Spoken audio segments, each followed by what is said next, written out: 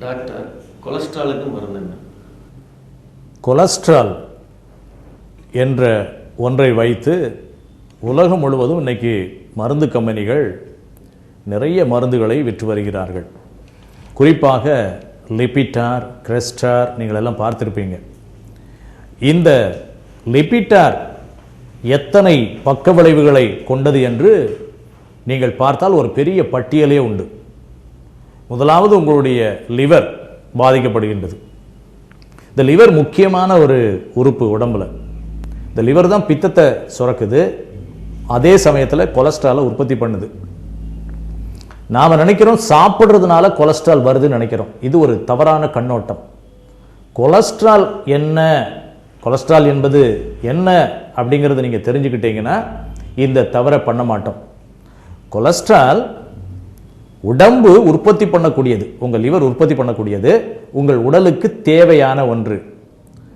உடம்புல ஏதாவது நோவு, வலி இருக்குமானால் இந்த வலியை குணப்படுத்துவதற்காக உங்கள் உடம்பு, அதாவது லிவர், கொலஸ்ட்ராலை உற்பத்தி பண்ணும். அப்படின்னா அது தேவையான பொருள் தானே. கொலஸ்ட்ரால் இருந்தால் தான் வலி குணமாகும். சில பேர் ஒல்லியாக இருப்பாங்க, கொலஸ்ட்ரால் அதிகமாக இருக்கும். சில பேர் குண்டாக இருப்பாங்க, கொலஸ்ட்ரால் இருக்காது. என்ன காரணம்? ஒல்லியாக இருக்கிறவங்களுக்கு வலி அதிகமாக இருக்குன்னு அர்த்தம். வலினா தெரியக்கூடிய அளவுக்கு வலி இருக்கணும்னு கூட அவசியம் இல்லை, அக்யூட் பெயின் இருக்கணும்னு அவசியம் இல்லை.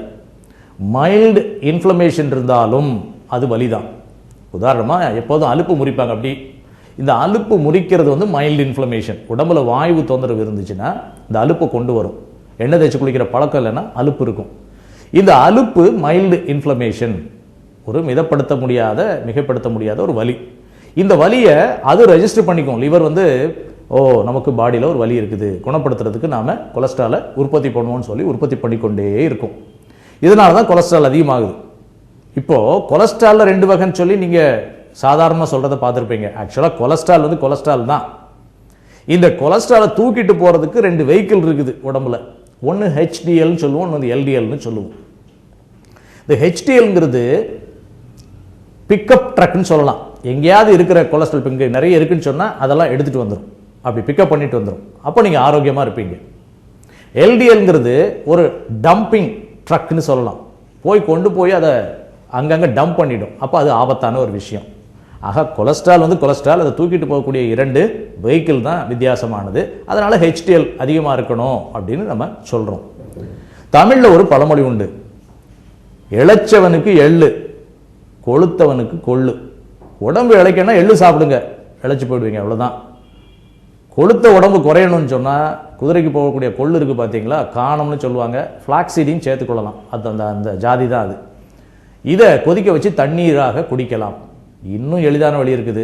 ஒமேகா 3 போன்ற விஷயங்களை எடுக்கணும். அதாவது குட் கொலஸ்ட்ரால்னு நீங்கள் சொல்லக்கூடிய ஒன்றை நீங்களே எடுத்துட்டீங்கன்னு சொன்னால் பேட் கொலஸ்ட்ரால் தன்னால் போயிடும். அப்படி ஞாபகத்தில் வச்சுக்கோங்க.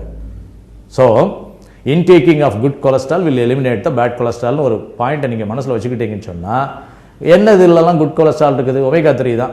மீனை நல்லா சாப்பிடுங்க, மீன் எண்ணெயை குடிங்க, உங்கள் கொலஸ்ட்ரால்லாம் நார்மலுக்கு வந்துடும். இன்னும் இந்த கொலஸ்ட்ராலை குறைக்கிறதுக்கு உண்டான பல மூலிகைகள் விஷயங்கள்லாம் இருக்குது. லிவரை சுத்தப்படுத்துறதுக்கு உண்டான லிவ் 52 எடுங்க, அது நல்ல அருமையான விஷயம். கடுக்கா இரவில் எடுத்துகிட்டு வந்தீங்கன்னு சொன்னாலும் சரி. இதை தவிர்த்து இங்கே ஜெம் ஸ்லிம் சொல்லி நாகர்கோயிலிருந்து ஒன்று போடுறாங்க. உடல் எடையை குறைப்பதற்கும் உடம்பு மெலிவதற்கும் ஜெம் ஸ்லிம் என்று ஒன்றை போடுகிறார்கள். அது கொலஸ்ட்ராலையும் குறைக்கும். ஒரு 40 வகையான நோய்களை கட்டுப்படுத்தக்கூடிய தன்மை இந்த ஜெம் ஸ்லிமுக்கு உண்டு. ஆனால் அது லேகியம் என்று அழைக்கப்படுகிறது. அதாவது செமி சாலிட், லிக்விடாகவும் இருக்காது, சாலிடாகவும் இருக்காது, செமி சாலிட். நீங்கள் அள்ளி திறந்தோறும் ஜாம்னு வச்சுக்கோங்களேன், ஜாம் மாதிரி இருக்கும். ஒரு தேக்கரண்டி அளவுக்கு அந்த ஜாமை திறந்தோறும் நீங்கள் சாப்பிட்டுட்டு வந்தீங்கன்னு சொன்னால் இந்த கொலஸ்ட்ரால் இல்லை, எல்லாமே கட்டுப்படும். உடம்பும் நல்ல ஒரு மெலிவதற்கு ஏற்பாடாகும். ஆலோவேரா, சோற்றுக்கற்றாழை மிக அற்புதமான ஒரு மருந்து. அதை முடிஞ்சால் நீங்கள் எடுக்கலாம். சோற்றுக்கற்றாழை அந்த மடல்களை சீவி விட்டு உள்ளே இருக்கிற ஜெல்லியை எடுத்து அதை 7 முறை தண்ணீரில் கழுவ வேண்டும். அதன் பின்பாக அதோட வெள்ளை வெங்காய சாறு கிடைச்சா ரொம்ப நல்லது. அதே அளவுக்கு வெள்ளை வெங்காய சாறு மிக்சியில் போட்டு நல்லா அடிச்சுட்டு ஆமணக்கெண்ணையும் அதே அளவு சேர்த்து நீங்கள் காய்ச்ச வேண்டும். வெந்தயம் பொடியை மேலாக தூவ வேண்டும். தூவி கிண்டி வச்சுக்கிட்டீங்கன்னு சொன்னால் அதுவும் அப்படி தான், அள்ளி சாப்பிட நல்லாயிருக்கும். தினந்தோறும் எடுத்துகிட்டு வந்தீங்கன்னா ஆண்களுக்கு ஆண்மை பெருகும், பெண்களுக்கு நல்ல இளமையோடு இருக்கிறதுக்கு உண்டான எல்லா வழிமுறைகளும் கிடைக்கும். மொத்தத்தில் கொலஸ்ட்ராலும் கட் ஆகிடும். ரொம்ப அழகான இளமையோட தோற்றத்தோட வாழன்னு சொன்னால் இந்த குமரி என்று அழைக்கப்படக்கூடிய ஆலோய் வீரா சோற்றுக்கற்றாழை ஒரு அற்புதமான மருந்து. நான் சொன்ன பக்குவத்தில் செஞ்சு வச்சுக்கோங்க. இதை தவிர்த்து நிறைய இருக்குது. நான் எல்லாத்தையும் இந்த வீடியோவில் சொல்ல முடியாது, ஒளிப்பதிவில் சொல்ல முடியாது, சொல்வதற்கு நேரமும் இல்லை. நீங்கள் தனிப்பட்ட ஆலோசனைகளை என்கிட்ட கேட்டால் நிச்சயமாக நாங்கள் நல்ல ஆலோசனை தருவோம்.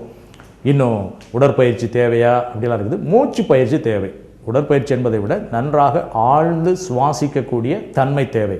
உங்களுக்கு புரியும்படியே சொல்லணும்னு சொன்னால் நாயையும் ஆமையும் உதாரணம் எடுத்துக்கோங்க. நாய் பாருங்க அப்படி வேகமாக சுவாசிக்கும், ஒரு 15 வருஷம் கூட உயிர் வாழாது.